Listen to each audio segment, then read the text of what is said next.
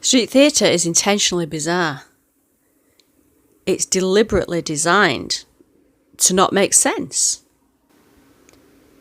It's performed so your conscious mind is trying to work it out. What's going on here? Why is that? While this is happening, your subconscious mind is freed up for them. It does several things, but every single thing is to get control of your consciousness. To do that, they have to get your attention first.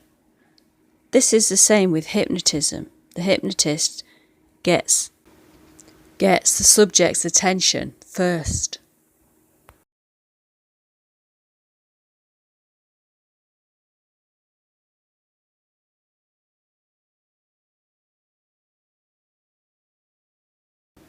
Why would anyone want to do that, you ask?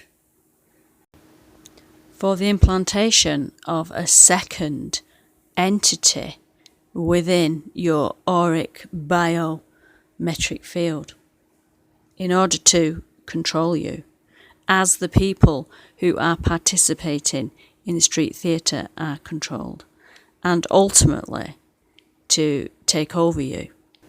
The torture and mind control are tools to prise your personality, your spirit, away from this reality, from where you are now in your body, the here and now. You to dissociate and to knock your consciousness back to the universal oneness, leaving your body momentarily prey to these entities that wish to get in and inhabit it. My discovery is that these entities have no fixed form, and when you see them for what they appear as a greenish, brownish, blackish, greyish blob, which takes a humanoid or a so-called reptilian form, or like the shape of a ball. And my take on this is because they are not fixed in form, they attract, because obviously these things are a blueprint, an electromagnetic blueprint. So they use the wavelengths, particles, very fine, finer than particles, wavelengths. Their electrostatic forces can align things. It's more fluid than our fixed form, so they can use wavelengths of light, sound or colour and form them into something. And this is my take on it, why they look greenish brownish, and because if you get every single colour in your paint box and you mix it all together, that's the colour you get. And that's what these beings do. They just attract. These aren't really particles, these are wavelengths, but they just attract these things and hold them to them and then form them into something, you know. But they need energy to do that, and the energy is chi. It's life force, it's chi, which comes from me and you, human beings that have a spirit, that have a soul, that can generate this chi for them to use to do this. They also, anything like electromagnetic energy is energy for these things. You've heard of electromagnetic voice phenomenon and things like that. People use a pump to charge the atmosphere so these entities without bodies can speak, so that this is similar, but they're using your chi, your life force. And it is not in order to speak, as in within electric voice phenomenon, though that does come into it. It's in order to appear as a human being in human form. And they'd love your body.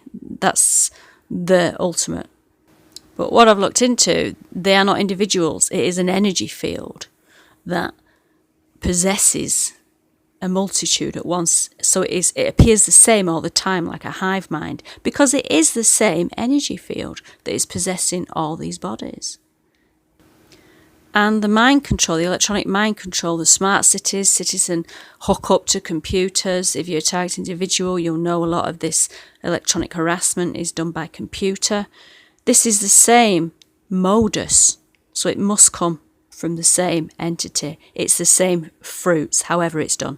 So the electronic control of citizens via gangstalking by proxy, technological thugs, transmissions, whatever, it all has the same objective, and that is to control, mind control the individual and remove the spirit. Whether it's Morgellons, which personally I have, and I suspect this is the wiring that produces the electromagnetic crystals. All funguses produce crystals. It's called biocrystallization. I believe this is part of the hookup to make us more electromagnetically sensitive to the frequencies and make us more possessible by these entities. But the bottom line is, these entities, reptilian, whatever you want to call them, they are behind the whole illusion that those which have this power wish to keep us contained and keep us down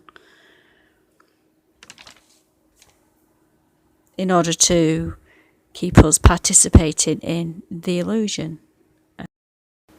This now is an attempted takeover by these beings, presumably because people are waking up. It's all the end game is to make you ultimately controllable, as they are. I mean, look at what they do. This street theatre, this gangstalking. They can't think for themselves. Who wants to be like them? Nobody. That's why they have to take possession of you and torture you. You're not going to volunteer for that sort of stuff. It's all pretty unbelievable. I've done a talk for victims of street theatre which will explain how to offset it, what they're trying to do, what they aim to do by it. It's got some techniques in it, in grounding yourself and where you are, which is they're obviously trying to take you out of where you are by shock, and this will prevent. That's pretty unbelievable. It's enough for now on that subject.